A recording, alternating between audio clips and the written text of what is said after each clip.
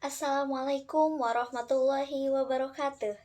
Selamat datang di dalam kelas.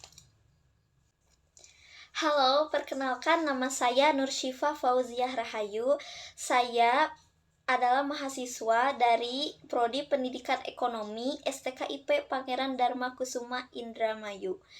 Video ini dibuat yaitu sebagai tugas semester pendek pada perkuliahan ilmu ekonomi. Di sini saya akan menjelaskan tentang ruang lingkup teori ekonomi mikro, kemudian ruang lingkup teori ekonomi makro, dan yang terakhir yaitu bagaimana cara kita mencintai dan memahami ilmu ekonomi.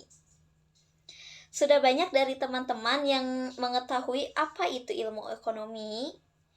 Ilmu ekonomi adalah ilmu yang sering kita temui, yang sering kita pelajari bahkan dalam kehidupan sehari-hari. Di sini saya akan menjelaskan tentang apa itu teori ekonomi mikro. Dalam penjelasan kali ini saya akan membacakannya ya. Teori ekonomi mikro adalah cabang ekonomi yang mempelajari perilaku individu, rumah tangga, dan perusahaan dalam pengambilan keputusan ekonomi.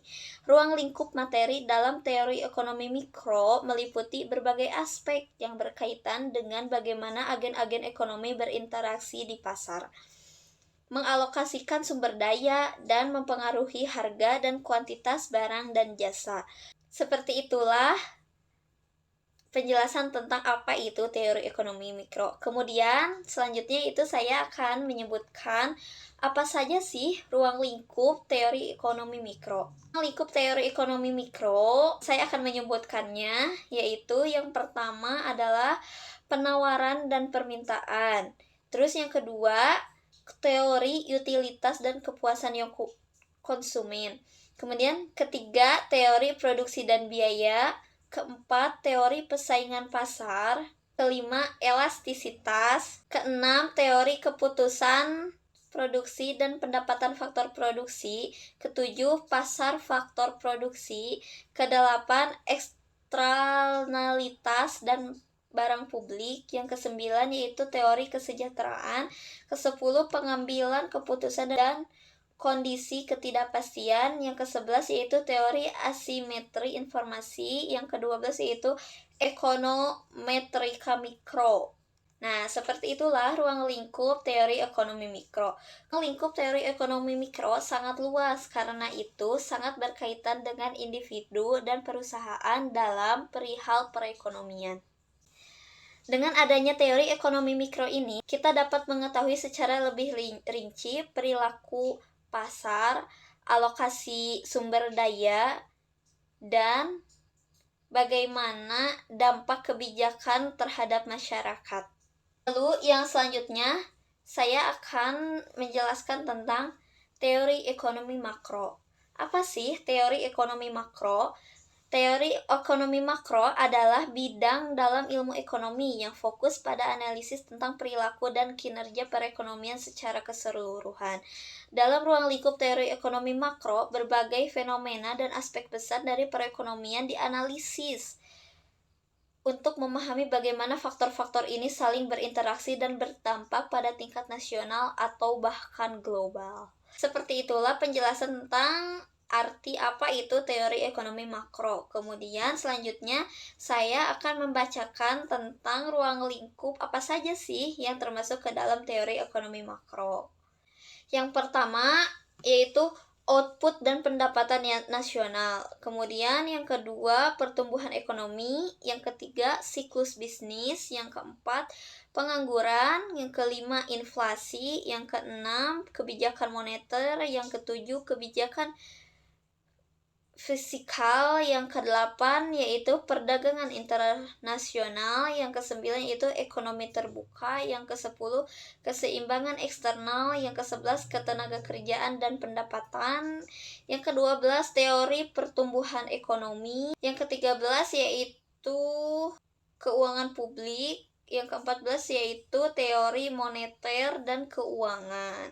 Ya, seperti itulah ruang lingkup yang baru saja saya sebutkan, yaitu ruang lingkup teori ekonomi makro.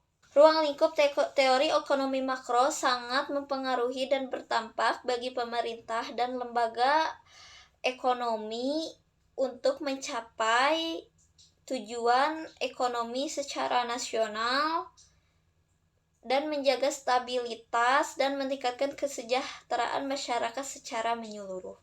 Lalu kemudian di sini saya akan menjelaskan bagaimana sih mencintai dan memahami ilmu ekonomi.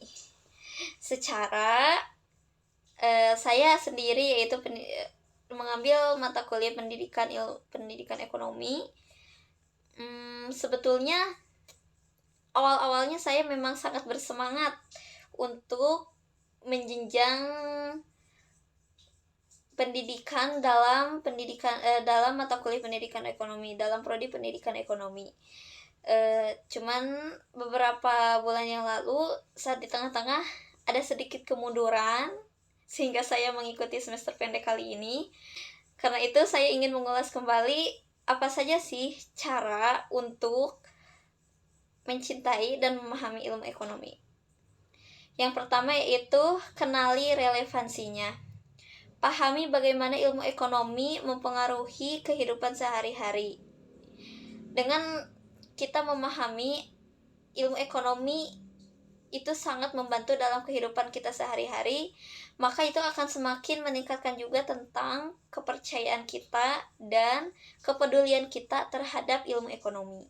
Kemudian yang kedua yaitu mulai dari dasar-dasar, seperti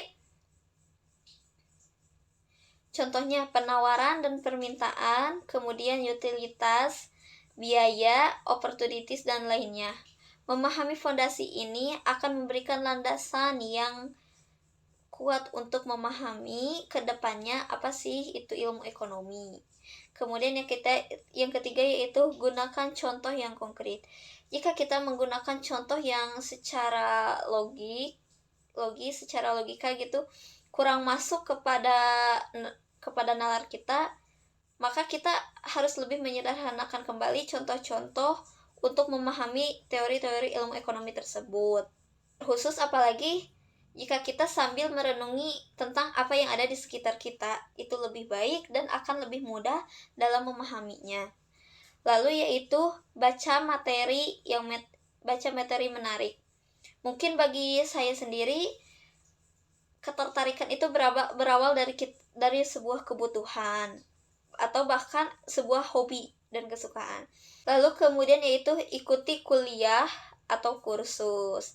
Nah, di sini saya mengambil pendidikan ekonomi karena saya menyukainya. Ya, hanya saja beberapa saat lalu saya agak mengalami kemerosotan dalam menjalani jenjang perkuliahan. Karena itu saya ingin membangkitkan kembali semangat dan juga mengajak teman-teman supaya bisa semangat juga ya bagi yang sedang kuliah atau yang sedang mencari ilmu, baik ilmu apapun itu. Semoga ilmu itu bisa bermanfaat bagi kita semua. Lalu yaitu diskusikan dan bertanya. Dengan kita mendiskusikannya dan kita bertanya, maka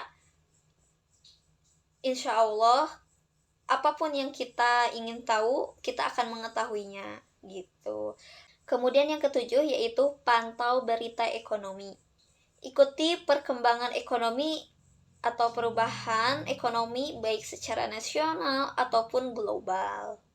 Dengan memahami dampak peristiwa apa yang terjadi secara global atau secara nasional atau secara lokal, sehingga kita bisa menerapkan secara langsung apa yang kita ketahui, ilmu apa yang kita mengerti langsung secara realitas apa yang terjadi dalam berita tersebut, seperti itu. Kemudian yaitu kaitkan dengan minat Anda.